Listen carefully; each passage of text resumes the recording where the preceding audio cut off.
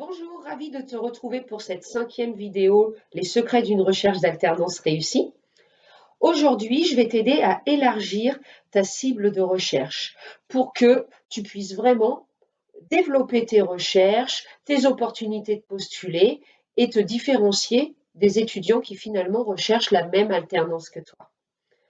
Je viens de démarrer l'accompagnement d'un jeune qui était bloqué dans ses recherches. Il avait l'impression d'avoir postulé dans toutes les entreprises dans lesquelles il avait envie de travailler ou qui étaient susceptibles de l'accueillir.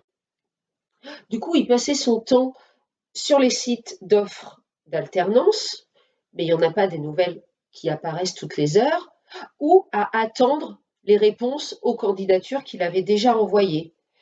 Petit à petit, il était de plus en plus démotivé dans ses recherches. Et en plus, il avait toujours l'impression de ne pas en faire assez pour trouver son alternance.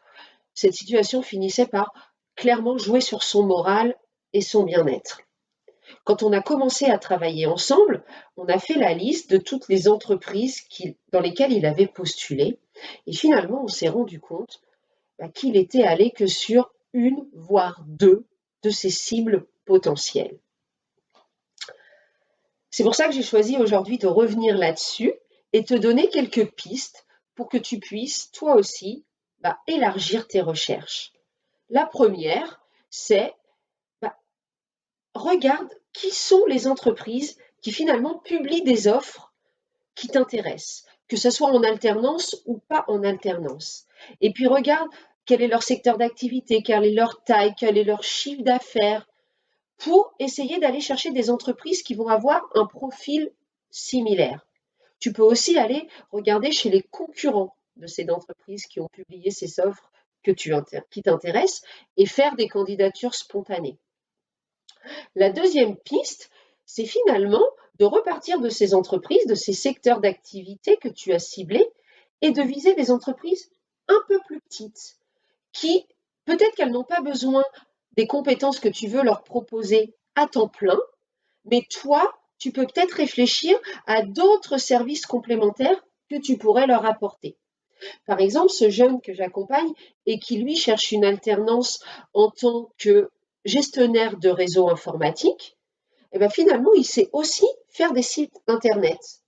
Donc, dans les entreprises qui sont trop petites pour avoir besoin d'un technicien réseau à temps plein, il leur propose ses services finalement sur une double compétence, technicien réseau, et il en profite pour leur proposer, pendant le temps de sa mission, de refaire leur site Internet. Et ça a ouvert pour lui, du coup, une source de candidatures possibles vraiment importante. Donc, je t'invite vraiment à essayer de réfléchir de cette façon.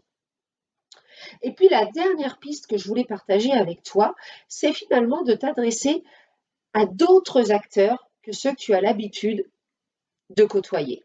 Et je pense notamment aux branches professionnelles, aux chambres de commerce, aux chambres de métiers, aux clubs d'entreprise des territoires sur lesquels tu as envie de travailler. Tu peux vraiment les approcher pour leur demander des informations sur leurs adhérents, sur les entreprises qui ont l'habitude de chercher des alternants, peut-être sur des besoins dont ils auraient entendu parler. Là aussi, tu vas découvrir beaucoup d'entreprises dont tu n'as certainement jamais entendu parler et auxquelles tu n'as jamais pensé. Voilà. Et c'est vraiment sur ce sujet d'être imaginatif, de ne pas te censurer, parce que finalement, la seule chose que tu risques, c'est d'obtenir un entretien, voire même une mission. Voilà, on se retrouve dans la prochaine vidéo pour parler de la personnalisation de ton CV, en fonction de tes différentes cibles, bien sûr. Je te dis à très bientôt. Au revoir.